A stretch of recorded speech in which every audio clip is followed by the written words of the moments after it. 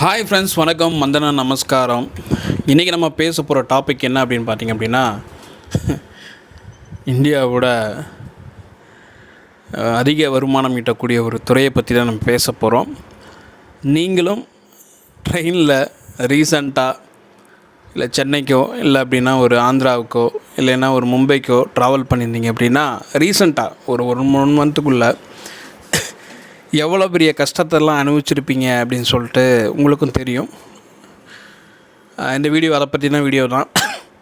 இன்றைக்கி Indian railway வந்து பங்களாதேஷ் ரயில்வேயோட மோசமாக போயிட்டுருக்கு. ஸோ அதை பற்றி தான் இந்த வீடியோ நம்ம டீட்டெயிலாக பார்க்க போகிறோம். அதுக்கு முன்னாடி இந்த சேனலை சப்ஸ்கிரைப் பண்ணாமல் இருந்தீங்கன்னா சப்ஸ்கிரைப் பண்ணுங்க, பக்கத்தில் இருக்க பெல் பண்ணி கிளிக் பண்ணிங்கன்னா அப்போ தான் நான் போகிற வீடியோ நோட்டிஃபிகேஷனாக இருக்கும். வாங்க வீடியோக்குள்ளே போகலாம்.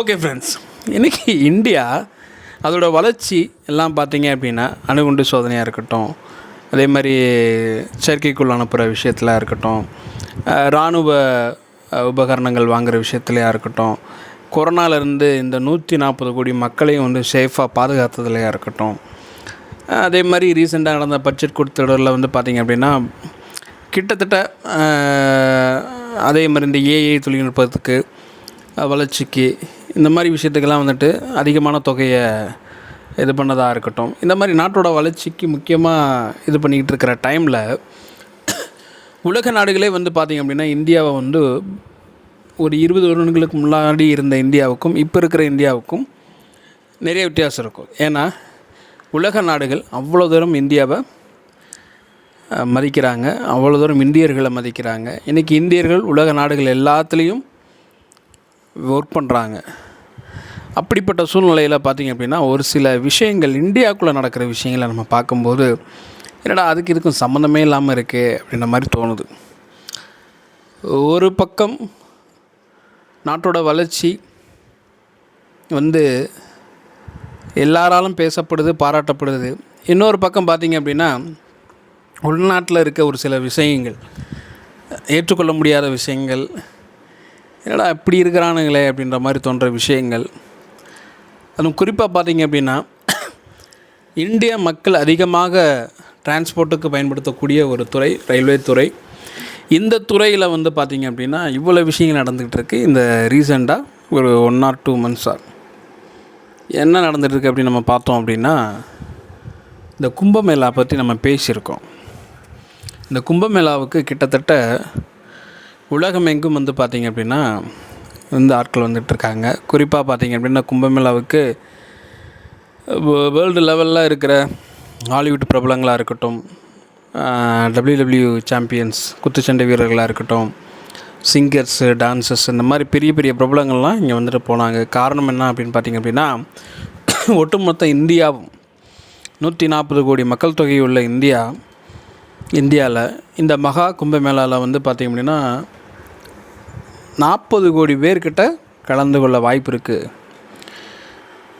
இன்னொரு விஷயம், இந்த மகா கும்பமேளாவில் ஒரு பாசி ஊசி வைக்க வந்த பெண்ணு கூட இன்றைக்கி என்ன ஆகிட்டா, பயங்கர ட்ரெண்ட் ஆகிட்டா.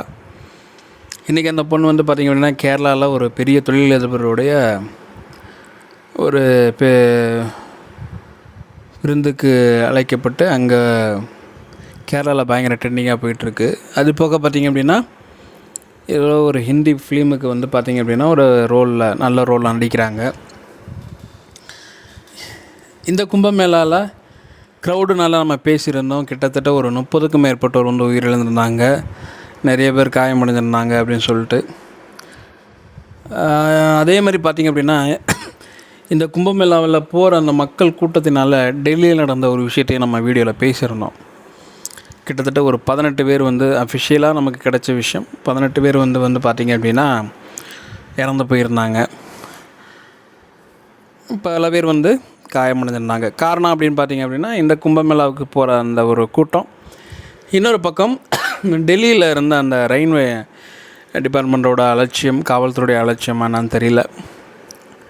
ஏன்னா 14th பிளாட்ஃபார்மில் வர வேண்டிய ட்ரெயினை 16th பிளாட்ஃபார்ம் வருது அப்படின்னு சொல்லிட்டு இங்கிட்ட மக்களை அலக்கழிச்சதுனால, ஏன்னா அது கூட்டம் நிரம்பி வளைஞ்சிட்ருக்கிற டைம், அந்த டைமில் வந்து பார்த்திங்க அப்படின்னா அதாவது எப்படி சொல்கிறது, அதில் வந்து பார்த்திங்க அப்படின்னா டிக்கெட் எடுத்தவனோட டிக்கெட் எடுக்காதவங்க அதிகமாக இருந்தானுங்க.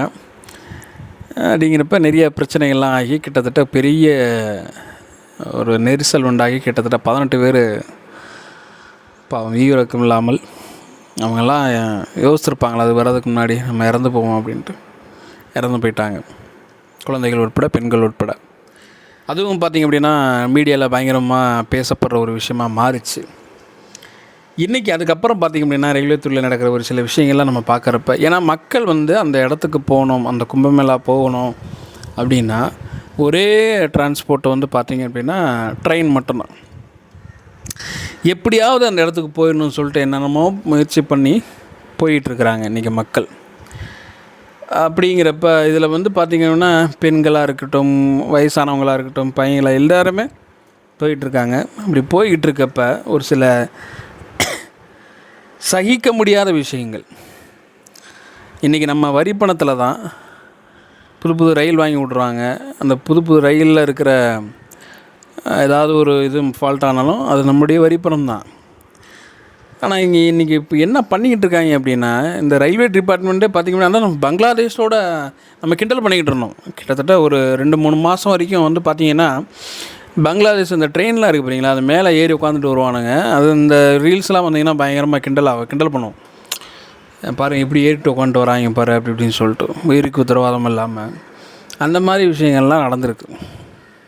எங்கே இந்தியாவில் இன்றைக்கி உலகமே இந்தியாவே பாராட்டிக்கிட்டு இருக்கிற, இந்தியாவோட வளர்ச்சியை கண்டு பிரமிச்சிக்கிட்டு இருக்கிற அந்த டைமில் இந்த மாதிரி ஒரு சில விஷயங்களும் நடந்துக்கிட்டு இருக்குது. அப்படிங்கிறப்ப என்ன பேசுகிறதுனே நமக்கு ஒன்றும் புரிய மாட்டேங்குது. நம்ம வந்து இந்த கும்பமேளாவுக்கு எதிராக நம்ம பேசலை, அப்படி நம்ம அந்த மாதிரி கொண்டு போயிடுவானுங்க. உடனே இந்த கட்சிக்காரன் அதனால தான் இப்படி பேசுகிறான் வைக்கிறான்னு. ஒரு சாதாரண கூட்டம் 1 லட்சம் பேர் வரான், அதுக்கே வந்து பார்த்திங்க அப்படின்னா ஏஆர் ரஹ்மான் கான்செப்டில் 1 லட்சம் பேர் வரான்னு சொல்லிட்டு க்ரௌடை கண்ட்ரோல் பண்ண முடியாமல் ஒரு சில விஷயங்கள் நடந்துச்சு. பாவம் அந்த மனுஷனும் மன்னிப்பு கேட்ட ஆரம்பிச்சு மறுபடியும் அந்த ஆளை போட்டு குத்துன்னு குத்தி வந்து போயிட்டா. அப்படி ஏன்னா அந்த 1 லட்சம் க்ரௌடையே கண்ட்ரோல் பண்ண முடியல ஒரு ஏரியாவில். இங்கே கிட்டத்தட்ட ஒரு 40 கோடி பேருக்கிட்ட, இன்னொன்று 140 கோடி மக்கள் தொகை கொண்ட இந்த நாட்டில் ஒரு குறிப்பிட்ட ஸ்டேட்டில், அதுவும் குறிப்பிட்ட டிஸ்ட்ரிக்டில் ஒரு குறிப்பிட்ட பகுதியில் நடக்கிற ஒரு ஃபெஸ்டிவலுக்கு நாடு ஃபுல்லாக எங்கும் போகிறாங்க. அது ஒரே ஆப்ஷன் வந்து பார்த்திங்க அப்படின்னா ட்ரெயினுங்கிறப்ப என்னங்க பண்ண முடியும் சொல்லுங்கள்? எவ்வளோ கூட்டத்தை சமாளிக்க முடியும்? எவ்வளோ டிக்கெட் எடுக்கிறது கிடையாது, எவ்வளவுமே டிக்கெட் எடுக்கிறது கிடையாது. அடித்து பிடிச்சி ஏறி இடம் இருக்கோ இல்லையோ உள்ளே போய் ஏறி. இதில் முக்கியமான விஷயம் என்ன அப்படின்னா, அவன் ரிசர்வேஷன் பண்ணி போவான். ரிசர்வேஷன் பண்ணாலுமே ரொம்ப நாள் நடந்துகிட்ருக்க ஒரு விஷயம் என்னன்னா, நீங்கள் இதை தாண்டிட்டிங்கன்னா போதும், தமிழ்நாடு பார்டரை தாண்டிட்டிங்கனாவே போதும், உங்களுக்கு ரிசர்வேஷன்லாம் கிடையாது. அவன் வந்து ஏறி உட்காந்துருவான். கொஞ்சம் சேஃபாக இருக்கிறது வந்து பார்த்திங்க அப்படின்னா அந்த ஃபஸ்ட் ஏசியும் செகண்ட் ஏசி மட்டும்தான். தேர்ட் ஏசி அது மட்டும்தான் கொஞ்சம் சேஃபாக இருக்கும், ஏன்னா லாக் பண்ணிடுவானுங்க வச்சுருவானுங்க. மித்த இந்த நார்மல் ரிசர்வேஷன்லாம் பார்த்திங்க அப்படின்னா அடித்து ஏறி உட்காந்து உங்கள் காலு கீழேயே இல்லை உங்கள் தலையில் மேலேயே பார்க்க துப்பிட்டு சாம உட்காந்துப்பானு.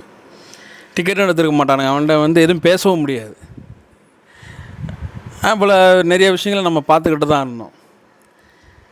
ஆனால் இந்த கும்பமேளாவுக்கு போகணுங்கிறதுக்காண்டி ஏசி பெட்டியிலலாம் அடித்து ஏறி உட்காந்துருக்கானுங்க டிக்கெட் எடுக்காமல். அந்த டிக்கெட் எடுத்து போன நிலமை என்ன ஆகும்? அந்த கும்பமேளாவுக்கு போகிறானா, இல்லை வேறு ஏதாவது ஒரு விஷயத்துக்கு ஃபங்க்ஷனுக்கு போகிறானா, இல்லை வேறு ஒரு நல்லது கெட்டத்துக்கு போகிறானா, இல்லை ஒரு வேலைக்காண்டி போவான் வெளியூருக்கு அந்த வழியாக. ஆனால் பாருங்கள், அதுலேயும் ஏறி உட்காந்து அடித்து பிடிச்சி ஏறி உட்காந்து இது பண்ணி. காரணம்னா ஒரு பக்தி வந்து வெறியாக மாறும். அந்த மாதிரி ஆகி போய் கிடக்கு இன்றைக்கி இருக்கிற சூழ்நிலை, இன்றைக்கி இருக்கிற இந்தியாவோட நிலைமை. ஏசி பெட்டியில் ஒரு சில விஷயம் இந்த வீடியோலாம் நீங்கள் பார்த்துருப்பீங்க சமூக வலைதளங்களில்.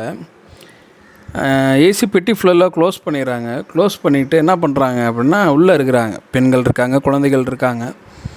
அவன் அதெல்லாம் பார்க்கவே மாட்றான். டம்முன்னு தட்டி திறக்க சொல்கிறான்.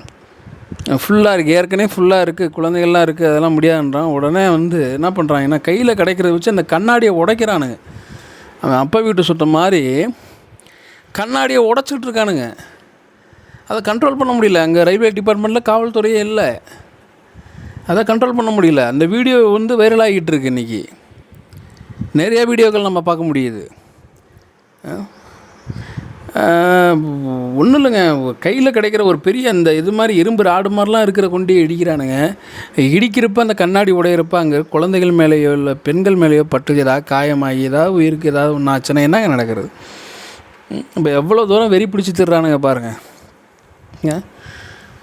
இன்னொரு பக்கம் பார்த்தீங்க அப்படின்னா, அந்த இதை திறக்கலைன்னு சொல்லிட்டு இடம் கிடைக்கலன்னு சொல்லிட்டு அந்த விரக்தியில் அந்த ரயில்வே அந்த பிளாட்ஃபார்முக்கு இடையில வந்து இந்த வாட்டர் ஃபில் பண்ணுறதுக்காண்டி பைப்பெலாம் இருக்கும். அந்த பைப்பை ஓப்பன் பண்ணி விட்டு ஓஸை எடுத்து அந்த ட்ரெயினில் உட்காந்துருக்க மேலே புறா அடிச்சு விட்றான். அவ்வளோ வெறி, அவனுக்கு வெறி ஆகிப்போச்சு. நமக்கு இடம் கிடைக்கல, இவங்க மட்டும் போகிறாங்களே அப்படின்னு சொல்லிட்டு என்னென்னமோ நடந்துக்கிட்டு இருக்கு இன்றைக்கி ரயில்வே துறையில். ரொம்ப மோசமாக போயிட்டுருக்கு. ஒரு இன்றைக்கி நம்மளுடைய தமிழகம், அதுக்கு மீள போனால் ஒரு சவுத் இந்தியான்னு வச்சுக்கோங்களேன். சவுத் இந்தியானா ஒரு ஆந்திரா, கர்நாடகா, இந்த சைடு கேரளா. இதுதான் வந்து பார்த்திங்க அப்படின்னா ஓரளவுக்கு படித்த மக்கள், ஓரளவுக்கு சட்டத்திட்டங்களுக்கு கொஞ்சம் ஒபே பண்ணி போகிற மக்கள். நார்த்து சைடு நீங்கள் அந்த சைடு கேரளா அந்த தாண்டிட்டீங்க அப்படின்னா சுத்தமாக அவங்களுக்கு அந்த அறிவே இல்லை. படிப்பறிவுங்கிறது எதுவுமே கிடையாது. இன்றைக்கி பார்த்தீங்க அப்படின்னா, அன்றைக்கி ஒரு இந்த இதுக்காக வந்து போகணும் அப்படிங்கிற ஒரு இதுக்காக ஒரு ஒரு சராசரி மனுஷன், அவனை மாதிரி அவனும் ஒரு மனுஷன்தான். அவன் டிக்கெட் எடுத்து உள்ளே உட்காந்துருக்கிறான், கஷ்டப்பட்டு ஏறி உள்ளே உட்காந்துருக்கிறான். அவனை துன்புறுத்தி இவன் உள்ளே ஏறி உட்காந்து போகணும். அப்படி போய் என்னடா கடவுளை நீங்கள் இது பண்ண போகிறீங்க? ஸோ கடவுள் இதை பற்றி நம்ம பேசணும்னு வச்சுக்கோங்களேன். இவன் ஓவர் பில்டப் கொடுப்பானுங்க. இந்த மாதிரி வந்து இவன் வந்து அப்போ அந்த கட்சியை சேர்ந்தவன், இந்த கட்சியை சேர்ந்தவன். நானே வந்து அந்த கட்சிக்கு சப்போர்ட் பண்ணுறவன் தான். ஆனால் எந்த விஷயத்தை நம்ம எதுக்கணுமோ அந்த விஷயத்தை எதிர்த்து தான் ஆகணும். யோசித்து பாருங்கள். இது ரயில்வே துறைக்கு வந்து கம்ப்ளைண்ட் பண்ணி, ஏன்னா கம்ப்ளைண்ட் போகாமல் இருக்காது. லட்சக்கணக்கில் கோடிக்கணக்கில் கம்ப்ளைண்ட் போயிருக்கும். ஏன்னா அவன் ரிசர்வேஷன் பண்ணி போகிறவெல்லாம் பார்த்தீங்கன்னா அந்த பாத்ரூம் இருக்கிற இடம்லாம் பார்த்தா அவ்வளோ கேவலமாக இருக்குது. ஏசி பெட்டியும் ஒன்றும் இல்லாமல் நாசமாக்கிட்டானுங்க. ஏதாவது ட்ரெயின் நார்த் சைட்லேருந்து போயிட்டு இங்கிட்டு வருதுனாவே அந்த ட்ரெயினில் தயவுசெய்து புக் பண்ணி போகாதீங்க. அந்த ட்ரெயினே நாசமாக்கி விட்டுறானுங்க. அந்தளவுக்கு கேவலமாக இருக்குது. வர அந்த ட்ரெயினோட இந்த ஸ்டார்டிங்கில் கொஞ்சம் நல்லா இருந்தது. பார்த்தீங்க அப்படின்னா எல்லா பக்கமே ட்ரெயின் வந்து அதோட சீட்டை வந்து பூராத்தையும் எக்ஸ்டெண்ட் பண்ணி ஒரு 3 பேர் உட்காந்து போகக்கூடிய அந்த சீட்டை இன்றைக்கி 4 பேர் உட்காந்து போகிற மாதிரி பண்ணிவிட்டு குறுக்கு வழிக்கு பெண்ட் எடுக்குது. டிக்கெட்டை கம்மி பண்ணுறேன்னு சொல்லி இது பண்ணி வச்சுக்கிட்டு குறுக்கு வழி பெண்ட் எடுக்குது. உட்கார முடியல அந்த சீட்டில். இது போக பார்த்திங்க அப்படின்னா, நேற்று சென்னையில் இருந்து நம்ம ஒரு ட்ரெயினில் வந்தோம். அந்த ட்ரெயினில் வந்து பார்த்திங்க அப்படின்னா சுத்தமாக ஒரு பாத்ரூமாக இருக்கட்டும், அதே மாதிரி பார்த்திங்கன்னா உள்ள ஏசி பெட்டிலாம் பார்த்திங்கன்னா ரொம்ப அடைஞ்சு போயிருக்கிற மாதிரி இருக்குது. இதுக்கும் தேர்ட் ஏசின்னு நினைக்கிறேன். அவ்வளோ கேவலமாக இருக்குது. பழைய இது மாதிரி இருக்குது. இதில் ஒரு சில பேர் வந்து அதையும் வந்துட்டு ஃபீட்பேக் வேறு வாங்கிட்டு போகிறானுங்க. என்னத்தை செய்கிறதுன்னு தெரில, ஒன்றும் புரியல. இன்றைக்கி இருக்கிற ரயில்வே துறை வந்து கிட்டத்தட்ட நம்ம வாங்குகிறோம், காசு கொடுத்தும் டிக்கெட்டு எடுக்கிறோம். நம்ம குறைஞ்சது பார்த்திங்க அப்படின்னா ஏசியில் நீங்கள் புக் பண்ணி போகணும் அப்படின்னா, சென்னையிலேருந்து நீங்கள் மதுரைக்கு வரணுமோ இல்லை நாகர்கோவிலுக்கு போகணும் இந்த மாதிரி அப்படின்னா 1000 ரூபா 1500 ரூபா ஆகுது, அசால்ட்டாக ஆகுது. ஆனால் அவங்க என்ன பண்ணுறாங்க? ஒரு சுத்தம் இல்லை, ஒரு நீட்னஸ் இல்லை, ஒன்றுமே கிடையாது. ரொம்ப கேவலமாக இருக்குது இன்றைக்கி. சரி, அதை விடுங்க, அதை நம்ம பேசி என்ன பண்ண போகிறோம். இப்போ இந்த விஷயத்துக்கு வருவோம். நிறைய அட்லீம் பண்ணிகிட்ருக்கிறானுங்க. இதெல்லாம் யாருடைய சொத்து? கவர்மெண்ட்டு. இது கவர்மெண்ட் என்ன இதை வானத்தில் இருந்தால் வருது? அதுக்கு மானியம்லாம் ஒவ்வொருத்தையும் கஷ்டப்பட்டு உழைச்சி அதில் டேக்ஸ் கட்டுற பணத்தில் இருந்தால் இவ்வளோ விஷயங்கள் நடக்குது. அப்படி இருக்கிறப்ப இதை அடித்து உடச்சி இது பண்ணிகிட்டு இருக்கிறானுங்க. அந்த நார்த் சைடில் டேக்ஸும் கட்ட மாட்டானுங்க, வேலைக்கும் போக மாட்டானுங்க, படிக்கவும் மாட்டானுங்க. ஆனால் இந்த வேலையை வந்து கரெக்டாக பார்ப்பானுங்க. என்னத்தை செய்யன்னு தெரியல. ரொம்ப கேவலமாக இருக்குது. அப்பாவி மக்கள் இறந்து போகிறாங்க, அதுதான் ரொம்ப கஷ்டமாக இருக்குது. அந்த மக்கள்லாம் என்னங்க பண்ணாங்க? அவங்க இறந்து போகிறாங்க. இன்னொரு வீடியோ நீங்கள் பார்த்துருப்பீங்க, ஒரு லேடி சின்ன குழந்தையோட அந்த குழந்தைய வந்து அந்த பேபி ஹேரிங் பேக்குன்னு நினைக்கிறாரு, அதை போட்டுட்டு டியூட்டியில் இருக்கிறாங்க. அதை வீடியோ எடுத்து போகிறோம், அது வைரல் ஆகிட்டுருக்கு. ஏன் அவங்களுக்கு லீவ் இருந்திருக்குமே. இந்த மாதிரி குழந்தைகள் இருக்கக்கூடிய லேடிக்கு நைட்டு டியூட்டி போகணுன்னு அவசியம் இல்லை. காரணம் என்ன அப்படின்னா, ரயில்வே டிபார்ட்மெண்ட்டில் பற்றாக்குறை, போலீஸ் பற்றாக்குறை, வேக்கன்சி இல்லை, வேக்கன்சி ஃபில் பண்ணுறது கிடையாது. இன்றைக்கி இந்த வருஷம் பட்ஜெட்டில் நீங்கள் பார்த்தீங்கன்னாவே தெரியும், ரயில்வே துறைக்கு எந்த பட்ஜெட்டுமே ஒதுக்கலை. இன்றைக்கி வந்து அதிகமான ஒரு லாபத்தை ஈட்டி தரக்கூடிய ஒரு டிபார்ட்மெண்ட்டு ரயில்வே டிபார்ட்மெண்ட்டு. ஆனால் இந்த வருஷம் பட்ஜெட்டில் எந்த ஒரு இதுவும் வந்து ஒதுக்கலை, நிதியும் ஒதுக்கலை ரயில்வே துறை பட்ஜெட்டுக்கு. அப்போ இன்னும் நிலமை மோசமாக தான் போகும். ஏன்னா இவங்க வேறு இந்த கும்பமேளாவுக்கு போகிறவன் அந்த ட்ரெயினை ஒன்றும் நாசமாகிட்டு உட்காந்துருக்கானுங்க, அடித்து கண்ணாடி எல்லாத்தையும் உடச்சிக்கிட்டு இருக்கிறானுங்க. இப்போ இந்த ட்ரெயினோட நிலமை ரொம்ப மோசமாக தான் போகும், ரொம்ப மோசமாக தான் போகும்.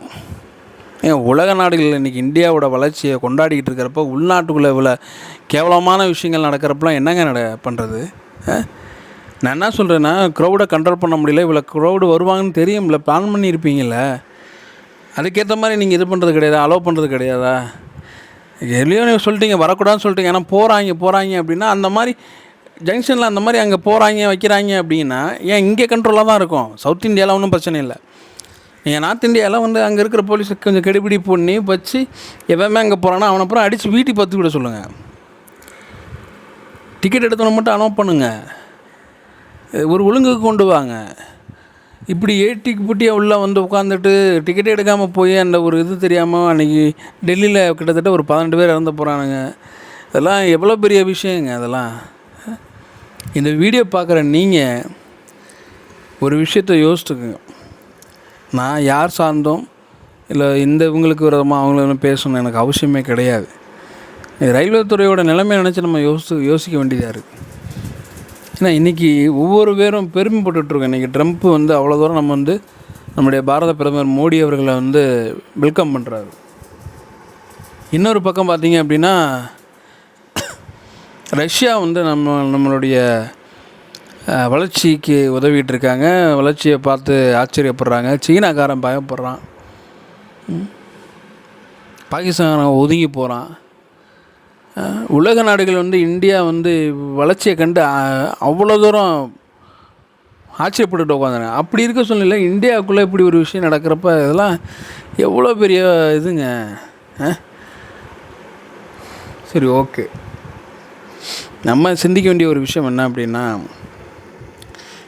மறுபடியும் நான் சொல்கிறது அதான், கும்பமேளாவுக்கு வந்து இவ்வளோ கூட்டம் வரும்னு தெரியும் அப்படிங்கிறப்ப அதை நான் என்ன சொல்கிறேன்னா, இதுக்கு மேலே அனுமதிக்காதீங்க. நீங்கள் சொன்னால் மட்டும் போதுமா? இப்போ இன்னமும் இப்போ கிளம்பி போயிட்டு தான் இருக்கிறாங்க.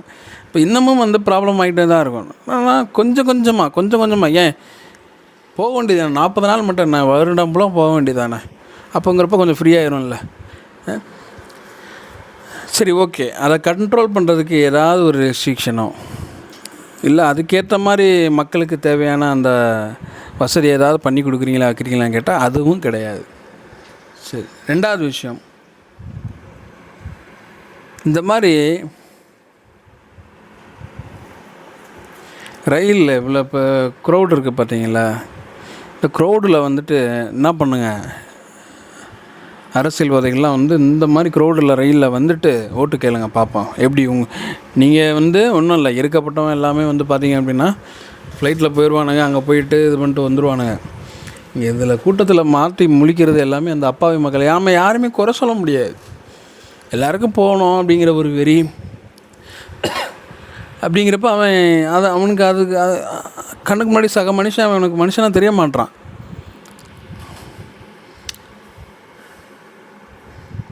இப்படி இறந்து போன மக்கள் 18 பேர் இறந்து போயிருக்கிறாங்க.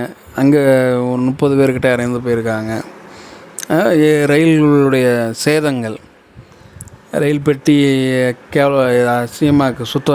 அசுத்தமாக்குறது, கண்ணாடியை உடைக்கிறது, ரிசர்வேஷன் பண்ணி போகிறவங்கள தொந்தரவு கொடுக்குறது, இதுக்கெல்லாம் யாருங்க பொறுப்பு? யார் பொறுப்பு சொல்லுங்கள்? யார் பொறுப்பாவா அதுக்கெல்லாம்?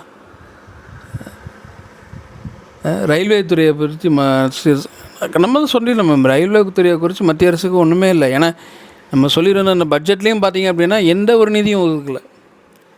இன்னொரு பக்கம் என்னது, ரயில்வே துறை வந்து நஷ்டத்தில் ஓடுதான்னு கேட்டிங்கன்னா இல்லவே இல்லையே. இன்றைக்கி இந்தியாவில் ரயில்வே துறை அதிகமான லாபத்தை ஈட்டி தரக்கூடிய ஒரு துறையாக இருக்குது. ஆனால் அதுக்கே வந்து பட்ஜெட்டும் ஒதுக்கலை. அப்படிங்கிறப்ப எப்படி இருக்கும்? போலீஸ் பற்றாக்குறை, காவல்துறை பற்றாக்குறை, இவ்வளோ விஷயங்கள் இருந்துச்சு அப்படின்னா அது என்ன நடக்கும் சொல்லுங்கள்? நீங்களே சொல்லுங்கள். எல்லாம் நடக்கும் சொல்லுங்கள்.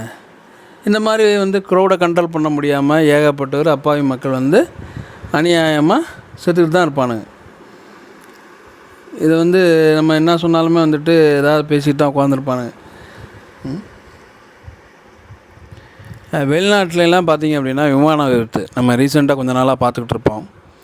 வெளிநாடுகளில் குறிப்பாக இந்த கனடா, அமெரிக்கா, தென்கொரியா அந்த மாதிரி நாடுகள்லாம் பார்த்திங்க அப்படின்னா அந்த பனிமூட்டத்தின் காரணமாக லேண்ட் பண்ண முடியாமல் வைக்காமல் சிக்னல் ஏறனாலெல்லாம் ஃப்ளைட்டு, ஹெலிகாப்டரு இதெல்லாம் வந்து மோதி வெடித்து செதறிக்கிட்டு இருக்கு.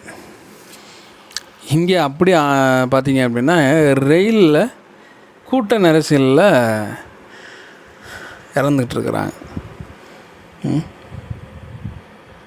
என்ன பண்ணுறதுன்னு தெரியல. மக்கள் நீங்கள் தான் வந்து முடிவு பண்ணணும். மக்கள் நீங்கள் முடிவு பண்ணி புரிஞ்சுக்கணும்.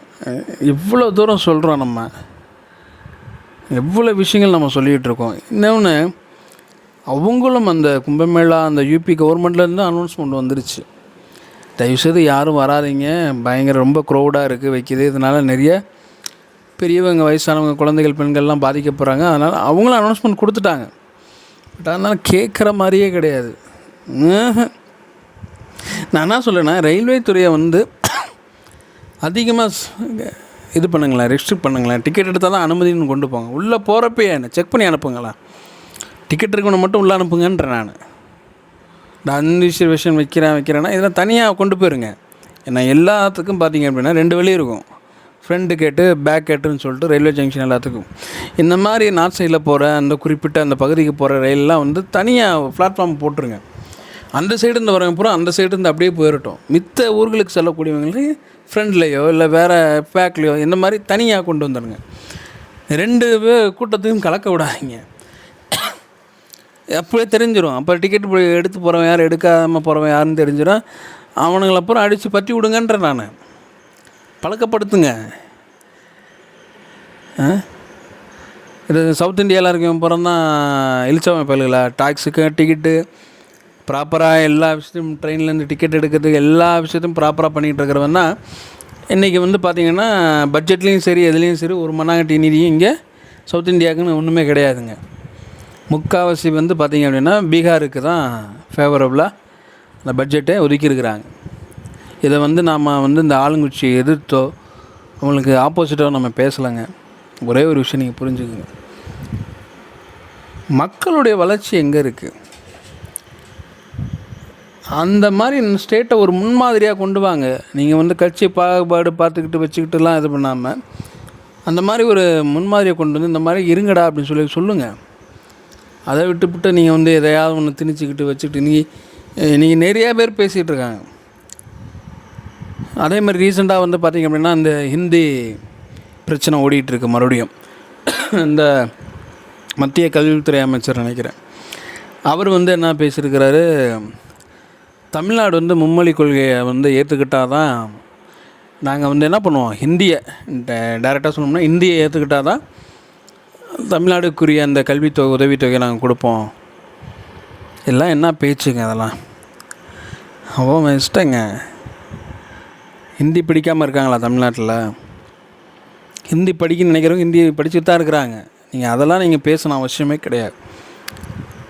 ஏன் நீங்கள் ஹிந்தி எதுக்குறாங்கல்ல, அவங்களுடைய ஃபேமிலியில் இருக்கிற குழந்தைகளே வந்து பார்த்திங்கன்னா ஹிந்தி படிச்சுக்கிட்டு தான் இருக்குங்க. எனக்கு ஹிந்தி தேவை அப்படின்னா நான் படிக்க போகிறேன். நீங்கள் இன்னும் திணிக்கணும் அவசியம் இல்லை. இப்போ வேண்டாம்னு சொன்னால் நாங்கள் வேணாம்னு சொல்ல போகிறதில்ல. படிக்கிறவங்க படிச்சுக்கிட்டு தான் இருக்கிறாங்க. இன்றைக்கி சிபிஎஸ்சி ஸ்கூலில் இருக்கிற பிள்ளைகளாக இருக்கட்டும், மெட்ரிகுலேஷன் பிள்ளைகளாக இருக்கட்டும், ஹிந்தி படிச்சுக்கிட்டு தான் இருக்கிறாங்க. படிக்கிறவங்க படிக்கட்டும், அதை வந்து நம்ம ஃபோர்ஸ் பண்ணக்கூடாது. அப்போ தான் வந்து நான் என்ன மிரட்டி பார்க்குறீங்களான்னு சொல்லிட்டு நம்முடைய மாண்புமிகு முதலமைச்சர் அவர்கள் வந்து பேசியிருக்கிறாங்க. இப்போ இதெல்லாம் என்னங்க, இதெல்லாம் நான் என்ன சொல்கிறேன்னா, ஒரு மக்களுக்கான அரசு அப்படிங்கிறப்ப மக்கள் நலத்திட்டங்களில் நீங்கள் வந்து கன்சிடர் பண்ணுங்கள். அதை விட்டுப்புட்டு உங்கள் கையில் தான் எல்லா விஷயங்களும் இருக்குது அப்படின்னு சொல்லிட்டு அதை வச்சு நம்ம இது பண்ணக்கூடாதுல்ல. தயவு செய்து இனிமேலாவது இந்த ரயில்வே துறையாக இருக்கட்டும், எந்த துறையாக இருக்கட்டும், தயவு செய்து அதை உள்நாட்டு கட்டமைப்பை நீங்கள் பலப்படுத்துங்க. இந்த கும்பமேளாவுக்கு வந்து இன்னும் அதிகமான ரயில்களை கொடுங்க, அனுப்புங்க, வைங்க. இன்னொன்று அந்த ஏரியாலாம் வந்து பார்த்திங்கன்னா கங்கையெல்லாம் இன்னும் நாசக்கேடாக போச்சு அப்படின்றாங்க. தயவு புரிஞ்சுக்கோங்க, அதுக்கேற்ற மாதிரி பிளான் பண்ணுங்கள், வைங்க அப்படிங்கிறத நான் கேட்டுக்கிறேன். ஸோ நம்ம எந்த கட்சிக்கும் எதிரானவர்களும் கிடையாது, ஆதரவானவர்களும் கிடையாது, மக்கள் நலன் விரும்பிகள் என்பதை இந்த வீடியோ மூலமாக நான் தெரிவிச்சுக்கிறேன். ஏன்னா ஒன்றுக்குமே அறியாத அப்பாவரிப்பட்ட வறுமை கோட்டுக்கு கீழே இருக்கிற மிடில் கிளாஸ் ஃபேமிலி, இந்த மாதிரி ஃபேமிலி தான் என்ன பண்ணுறான், பாதிக்கப்பட்டுருக்கிறான்.